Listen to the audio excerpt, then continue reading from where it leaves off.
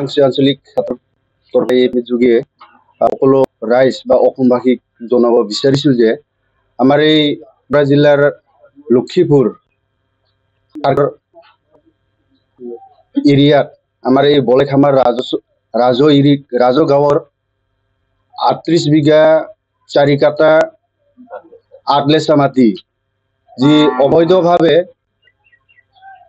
ৰাজেশ প্ৰসাদ গুপ্তা বৰ্তমান লক্ষীপুৰ টাউন কমিটিৰ চেয়াৰম্যান আৰু অসম চৰকাৰৰ এপিডিচিএল অধ্যক্ষ প্ৰকাশ কাশ্যপ ডাঙৰীয়াই যে আমাৰ খিলঞ্জীয়া ভূমিপুত্ৰৰ মাটি কোনো আইন নোহোৱাকৈ অবৈধভাৱে যে নিজৰ নামত নামজাৰি কৰি লৈছে সেই সংক্ৰান্তত আমি জয়ৰামকুছি আঞ্চলিক ৰাভা ছাত্ৰ সন্থাৰ তৰফৰ পৰা তীব্ৰ ভাষাৰে গৰিহণা দিছো যে অতি সোনকালে আমাৰ জিলাৰ ৰাভা ছাত্ৰ সন্থাই যে 1 মাহ সময় দিছে তাৰ আগতে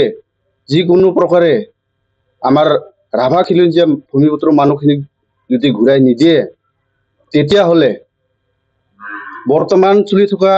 বিজেপি চৰকাৰ আমাৰ এই পশ্চিম গোৱালপাৰা সমষ্টি সমাগত 2026 চন যেতিয়া বিধানসভা ইলেকশ্যন হ'ব